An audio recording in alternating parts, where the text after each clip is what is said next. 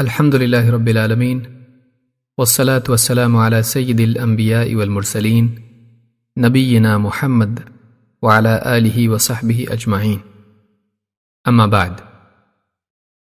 دروس رمضان باب 26، بیمار اور مسافر کے لیے سہولت۔ اسلام ایک عالمی دین ہے جس میں ہر انسان کی استعداد اور اس کے حالات کی رعایت موجود ہے۔ اسلام کا پیغام کسی خاص قوم، کسی مخصوص علاقے یا کسی محدود زمانے کے لیے نہیں، بلکہ ساری انسانیت کے لیے ہے۔ یہ اس اللہ کا عطا کیا ہوا دین ہے جو سارے عالمین کا رب ہے۔ اسلام کے احکام عالمی ہیں اور ابدی بھی۔ یہ دین قیامت تک کے انسانوں کے لیے ہے۔ یہ ایک ایسا دین ہے جس میں مرد و عورت، چھوٹے بڑے، امیر و غریب، صحت مند اور بیمار سبھی کی رعایت موجود ہے۔ اختلاف احوال کے اعتبار سے ہر انسان کے لیے ایک متعین حکم موجود ہے۔ یہ اللہ تعالیٰ کی رحمت اور اس کا احسان ہے کہ اس نے اپنے بندوں کے لیے ایک ایسی شریعت دی جس میں ان کی کمزوریوں اور مجبوریوں کا کمال درجے میں لحاظ کیا گیا ہے۔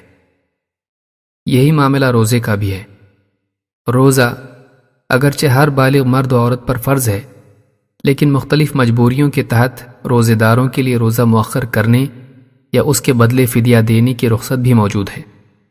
اللہ تعالیٰ نے فرمایا، فَمَنْ شَهِدَ مِنْكُمُ الشَّهْرَ فَلْيَصُمْهُ وَمَنْ كَانَ مَرِيضًا أَوْ عَلَى سَفَرٍ فَعِدَّةٌ مِّنْ أَيَّامٍ أُخَرَ يُرِيدُ اللَّهُ بِكُمُ الْيُسْرَ وَلَا يُرِيدُ بِكُمُ الْعُسْرَ وَلِتُكْمِلُوا الْعِدَّةَ وَلِتُكَبِّرُوا اللَّهَ عَلَى مَا هَدَاكُمْ وَلَعَلَّكُمْ تَشْكُرُونَ۔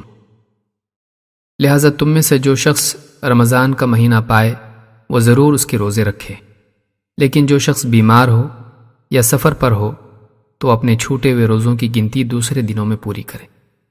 اللہ تعالیٰ تمہارے لیے آسانی چاہتا ہے، وہ تمہارے لیے تنگی نہیں چاہتا، اور تاکہ تم رمضان کے روزوں کی گنتی پوری کر لو اور مہینے کے ختم پر اللہ کی دی ہوئی ہدایت پر اس کی بڑائی بیان کرو اور اس کا شکر کرو۔ سورۃ البقرہ آیت نمبر 185۔ بیماری اور سفر میں روزہ رکھنا انسان کے لیے بہت مشکل ہوتا ہے۔ سفر کی مشقت روزے دار کے لیے بھوک پیاس کی تکلیف کو اور بھی بڑھا دیتی ہے۔ اسی طرح ایک بیمار کے لیے دوائی اور مناسب غذا کی ضرورت ہوتی ہے۔ ایسے میں اس کا بھوکا پیاسا رہنا اس کے لیے حرج پیدا کر دیتا ہے۔ لہٰذا اللہ رب العالمین کی طرف سے بیمار اور مسافر کے لیے رخصت دی گئی ہے کہ وہ دوسرے دنوں میں اپنے چھوٹے ہوئے روزوں کی قضا کریں، مریض شفا پانے کے بعد اور مسافر سفر سے لوٹ کر۔ پھر اگر یہ مرض ایسا ہو کہ طبی اعتبار سے اس کے لیے بظاہر شفا کی امید باقی نہ رہی ہو، تو ایسے مریض کے لیے مزید آسانی یہ ہے کہ وہ اپنے روزوں کے بدلے فدیہ دے کر اللہ کے ہاں بری الذمہ ہو سکتا ہے۔ اسی طرح بعض عمر دراز حضرات جو بڑھاپے اور کمزوری کی آخری حد کو پہنچ چکے ہوں اور روزہ رکھنے میں بہت مشقت محسوس کرتے ہوں، ان کے لیے بھی یہ رخصت ہے کہ وہ روزہ رکھنے کی بجائے فدیہ ادا کر دیں۔ ان پر روزوں کی قضا نہیں۔ ابن عباس رضی اللہ تعالیٰ عنہ کی روایت سے یہی بات معلوم ہوتی ہے۔ سفر کے روزوں سے متعلق اللہ تعالیٰ نے فرمایا کہ ان کی گنتی دوسرے دنوں میں پوری کی جائے، لیکن اس حکم کا یہ مطلب نہیں کہ سفر میں روزہ رکھنا منع ہو، بلکہ اگر کسی کو سفر میں روزہ رکھنے میں کوئی دشواری نہ ہو تو وہ سفر میں بھی روزہ رکھ سکتا ہے۔ حمزہ ابن عمرو الاسلمی رضی اللہ تعالیٰ عنہ فرماتے ہیں، میں نے کہا، اے اللہ کے رسول، میں اپنے اندر حالت سفر میں بھی روزہ رکھنے کی قوت پاتا ہوں، تو اگر میں سفر میں روزہ رکھ لوں تو کیا مجھ پر کوئی گناہ ہوگا؟ آپ صلی اللہ علیہ وسلم نے فرمایا، یہ اللہ کی طرف سے بندوں کے لیے رخصت یعنی آسانی ہے، جو اسے قبول کر لے تو یہ اس کے لیے بہتر ہے، اور جو روزہ رکھنا ہی چاہے تو اس پر کوئی گناہ نہیں۔ اس حدیث کو امام بخاری اور مسلم نے روایت کیا ہے۔ ایک روایت میں ہے کہ آپ صلی اللہ علیہ وسلم نے فرمایا، دونوں میں سے تمہارے لیے جو بھی آسان ہو کرو۔ اس روایت کو امام تمام نے اپنی کتاب الفوائد میں روایت کیا ہے۔ اس روایت سے معلوم ہوتا ہے کہ اصل اعتبار تیسیر یعنی آسانی کا ہے۔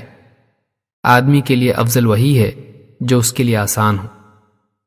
اگر سفر میں روزہ رکھنے میں کوئی مشقت نہیں، خصوصاً جب کہ رمضان کے بعد قضا کرنا مشکل ہو، تو افضل یہ ہے کہ وہ روزہ رکھ لے، اور اگر سفر میں روزہ رکھنے میں پریشانی زیادہ ہو تو افضل یہ ہے کہ اللہ تعالیٰ کی دی ہوئی آسانی کو قبول کر لے اور روزہ ترک کر دے۔ اللہ کی طرف سے بندوں کے لیے شرعی احکام میں آسانی اور سہولت اللہ کی حکمت اور اس کی رحمت کا نتیجہ ہے۔ یہ رخصت اس بات کا واضح ثبوت ہے کہ شرعی احکام میں بندوں کے لیے تنگی کی بجائے آسانی کا پہلو غالب ہے۔ پھر بندوں کی استطاعت بھی چونکہ ایک دوسرے سے مختلف ہوتی ہے، لہٰذا ان احکام کے معاملے میں ہر بندہ اپنی استعداد ہی کے مطابق مکلف ہے۔ کسی پر اس کی طاقت سے زیادہ بوجھ نہیں، کسی سے اس کی استعداد سے زیادہ مطالبہ نہیں۔ جو چیز بندے کے بس میں نہیں تھی، قیامت کے دن اس کے بارے میں اس سے مواخذہ بھی نہ ہوگا۔ یہ اللہ تعالیٰ کی رحمت بھی ہے اور عقل اور عدل کا تقاضا بھی۔ اللہ تعالیٰ نے فرمایا، لا یکلف اللہ نفسا الا وسعها۔ اللہ تعالیٰ کسی شخص کو ایسی چیز کا مکلف نہیں کرتا جو اس کی استطاعت میں نہ ہو۔ سورۃ البقرہ آیت نمبر 286۔ پس ایک مومن کو چاہیے کہ اللہ تعالیٰ کی عطا کی ہوئی سہولت اور آسانیوں پر اس کا شکر ادا کرے، اور جو کچھ اس کے لیے ممکن ہو اس میں کوتاہی نہ کرے۔ اسی میں اس کی نجات ہے اور اسی میں اس کی کامیابی۔ اقول ھذا واستغفر اللہ لی ولکم۔